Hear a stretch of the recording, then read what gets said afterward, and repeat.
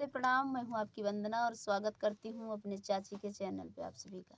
सुमन लोकगीत। सुमन लोकगीत इनके चैनल का नाम है। आप लोग से रिक्वेस्ट है कि चाची के चैनल को ज़्यादा से ज़्यादा सपोर्ट करिएगा। हम लोग एक प्यारा सा शिवरात्रि का गीत लेके आए हैं। कैसे लगेगा कमेंट बॉक्स में ज़रूर बताइएगा।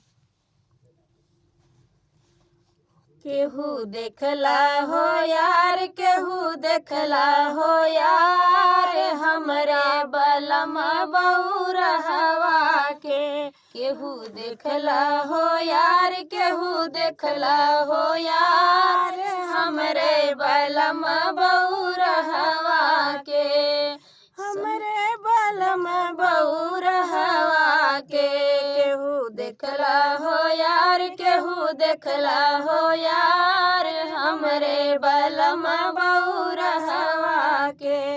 सबके बलम खाए दूध दही चूड़ा, सबके बलम खाए दूध दही चूड़ा, हमरे बलमुआ के भंगिया धतूरा, हमरे बलमुआ के भंगिया धतूरा।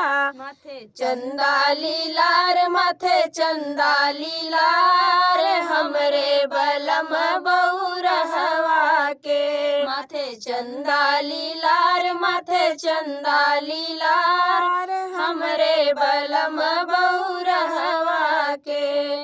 देखला हो यार, केहू देखला हो यार, हमरे बलम बउरहवा के।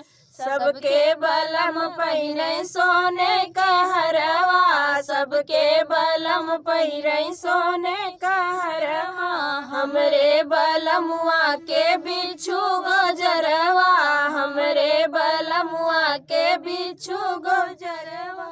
जटा गंगा की धार, जटा गंगा की धार, हमरे बलम बउरहवा के। जटा गंगा की धार, जटा गंगा की धार, हमरे बलम बउरहवा के। केहू देखला हो यार, केहू देखला हो यार, हमरे बलम बउरहवा के। सबके बलमुआ के केहू नहीं जाने, सबके बलमुआ के केहू नहीं जाने, हमरे बलमुआ के संसार माने, हमरे बलमुआ के संसार माने।